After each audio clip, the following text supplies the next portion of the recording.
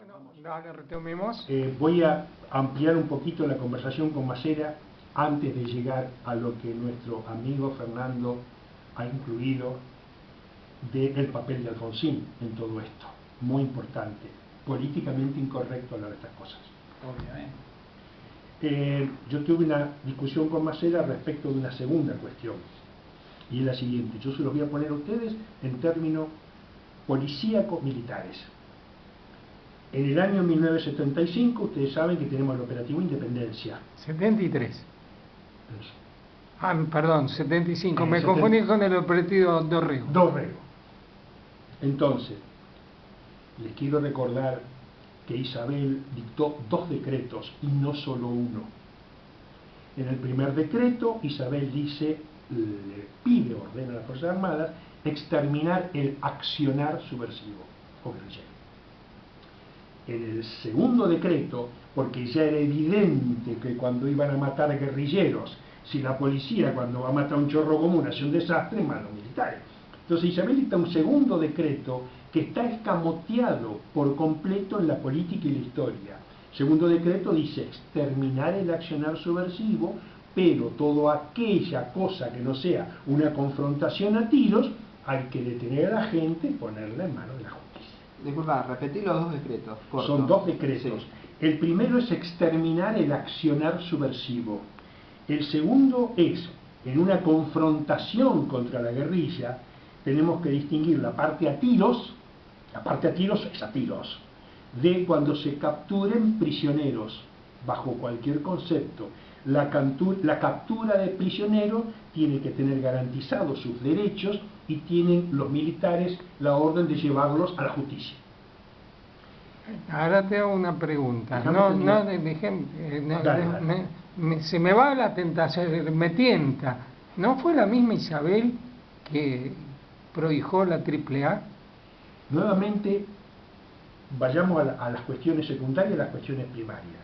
La pregunta es, nosotros ya en el operativo Independencia tenemos toda la estructura jurídico-militar para hacer una excelsa guerra sucia.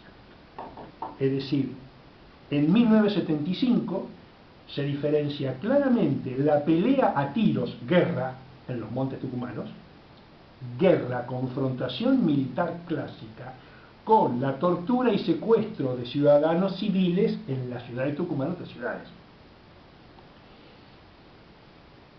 Los militares, conjuntamente con la policía, nosotros ya sabíamos a principios de 1975 que a fines del 76 terminaba el gobierno constitucional de Isabel, y todos sabíamos que el ganador absoluto de las próximas elecciones era Balbín y la Unión Cívica Radical.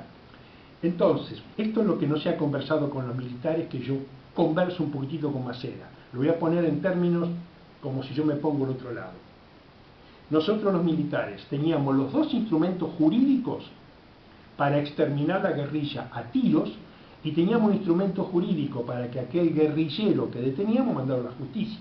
Nosotros como militares, pero sobre todo con la policía, tenemos el instrumento jurídico para entrar en una casa, matar a los guerrilleros, y si alguno queda vivo, lo fusilamos en el momento y luego viene la policía que le pone un revólver y le hacemos tirar tiros.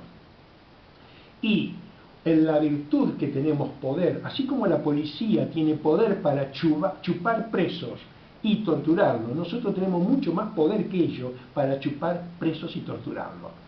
Entonces, las Fuerzas Armadas tenían el instrumento para realmente derrotar a la guerrilla, que estaba medio derrotada, como dice muy bien Fernando, en 1975. Tenían el instrumento para derrotar a la guerrilla, para hacer cosas sucias y para permitir que el proceso de Isabel termine y gane la próxima elección la Unión Cívica Radical. Entonces, ahí viene la pregunta.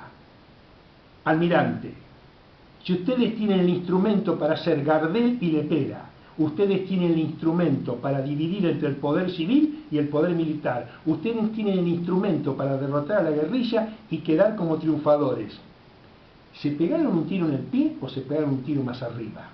La respuesta es: nos pegamos un tiro más arriba. ¿Por sugerencia e inducción de quién? Eso no se lo digo ni aunque usted me torture. Te doy un dato económico. La Ford en algún momento fue dirigida solamente por los trabajadores y ahí se pudrió todo.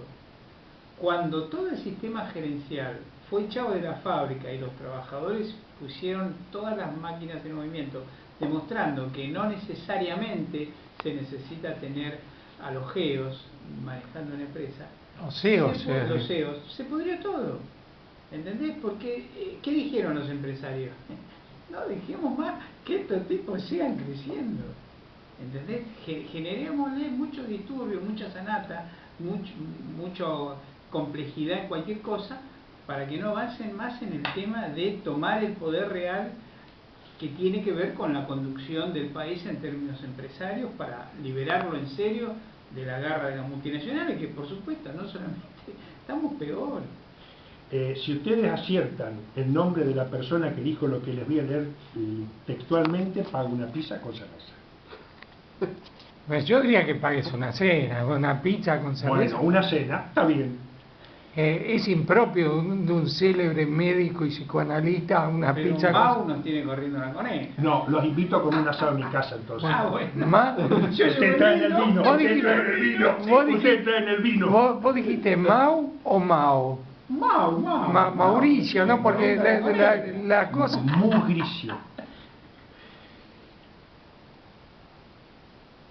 Los van a mandar a matar y después los van a apretar a los militares. Van a institucionalizar luego los derechos humanos para regular la denuncia como mejor les convenga. El que se dio cuenta tempranamente, antes de morir, lo invito a la cena, muchachos. El que se dio cuenta tempranamente, antes de morir, que habían forzado a los militares a hacer un trabajo sucio y suicida, y los mismos que los mandaron a hacer ese trabajo sucio, luego los iban a invocar por los derechos humanos, ese tipo se llama Rodolfo Walsh. Rodolfo Walsh vio tempranamente, antes de que lo maten, que los mismos que seducían, manipulaban y entusiasmaban a los militares a darse un tiro en el pie, porque vuelvo a decirle, podían haber hecho exactamente todo lo que hicieron dentro del orden constitucional. Y hay una segunda referencia para entender por qué las cosas son diferentes en Chile y en Argentina. Si las matanzas en Chile son más o menos brutales que las nuestras, y son tan brutales como las nuestras, hay una única diferencia geopolítica entre el golpe de ellos y el nuestro. Las Fuerzas Armadas chilenas siguen y son poderosas. Las Fuerzas Armadas argentinas no existen. Entonces el objetivo fundamental del golpe no es matar zurdos. Esto es lo que hemos comprado nosotros como débiles mentales. Bueno, por eso Martínez Dios hacía lo que vos decías, le hacía la cabeza a los milicos, Martínez Dios más otros muchachos más, ¿no es cierto? Le hacían la cabeza a los milicos para hacer esto que vos planteás. Más Tirarse. Valén. Claro, porque ¿quiénes son los radicales en última instancia? Son todos abogados, la mayoría de ellos, ya mirá, viene de Ortiz, trabajando para el enemigo. ¿De quién era abogado Ortiz? De los ferrocarriles ingleses. A ver si nos entendemos. Yo quisiera recordar algo que les dije entre bambalinas, porque Ortiz. Perdón, no me acuerdo.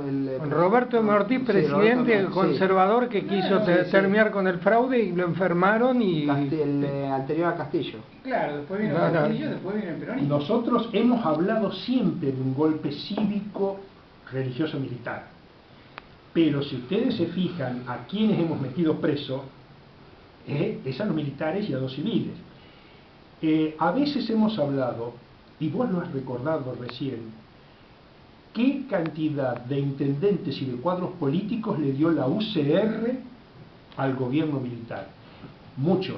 Porque el gobierno militar tiene una base civil precaria, que es lo que llamamos los liberales, de Martínez Dios, Sí, Guzmán, ¿te acordás? pero es una base civil El precaria. Partido Socialista Democrático, El Partido Comunista. Américo y el PC. Pero la base institucional política se la da la UCR, primariamente y secundariamente el PJ. Y quiero recordar un personaje muy importante.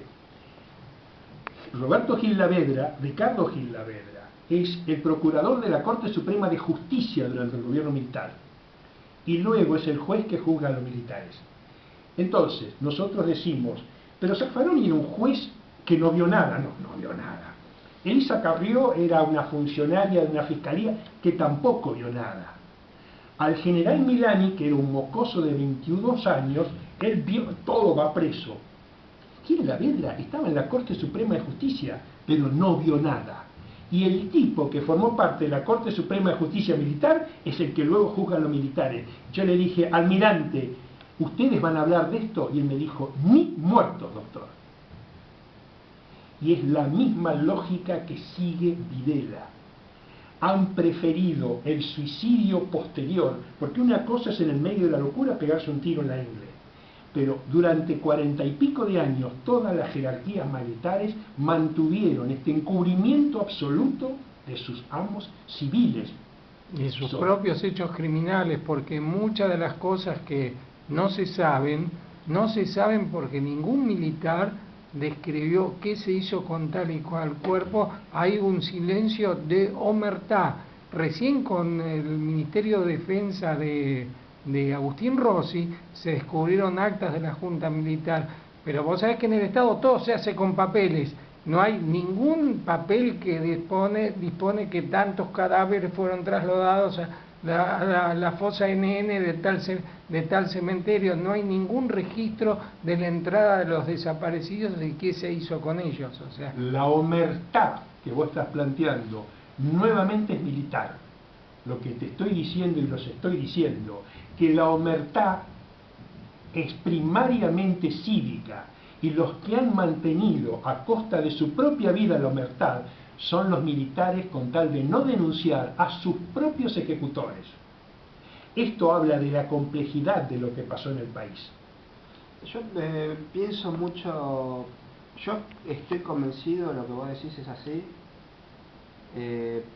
Llegué observando esto desde la infancia, llegué a la misma conclusión de que los tipos, porque uno ve los números, yo soy economista, veo los números y veo el departamento que tenía Galtieri, el departamento que tenía Videla, y digo, bueno, ellos no se la afanaron. Entonces, ¿y por qué no salen a hablar de los que se la llevaron? ¿Y por qué se callan si le dieron tantos intendentes de la UCR, el embajador? ¿Por qué se cuánto callan? creció el grupo Souma en la etapa de los militares. Pensá esto. Pensá, si vos te vas a internet y ponés la mafia calabresa, vas Sí, a ver que el papá Macri viene de ahí, y casualmente la mayoría de los funcionarios, Caputo, Calcaterra, son toda esta mafia que nos está gobernando ahora. Federico, ¿de qué trabajaba don Franco Macri en 1977? era empleado. Era un empleado que tenía un negocito chiquitito. Luego se casa con Blanco Villegas, que es una dama de alcunia, y a partir de 1978-79 pasa de ser un empleaducho a transformarse en un empresario. Y después, más que empresario, es un mega empresario. Nadie habla de eso. Vacía en el Banco de Italia, no sé si te acordás. Sí, mi papá tenía plata ahí, así Mirá. me acuerdo. Me contó esa historia. La pregunta es por qué los militares son cómplices de eso al precio de su propia vida, al precio de la vida de sus hijos, de la carrera de sus hijos, porque nuestros militares, sus hijos, sus nietos, sus tataranietos, quedan inscritos en la historia, en parte como los criminales más grandes del universo, y desde otro lado como los imbéciles suicidas más grandes de nuestra historia. Vamos a seguir hablando de esto después del próximo Perdón. tema musical. No te dejes pedir perdón porque no me ofendiste. Bueno, más o menos cada 15 minutos tenemos que hacer un corte y esperemos que nuestro querido operador esta vez la pegue y ponga un tango. Y bueno, y yo propongo caractericemos un poco los grupos guerrilleros y cómo era la metodología de infiltración para que la gente entienda que es un infiltrado. Eso me interesa mucho, que se hable de las teorías de los dos grandes grupos guerrilleros, del PRT y de los montoneros, después del corte.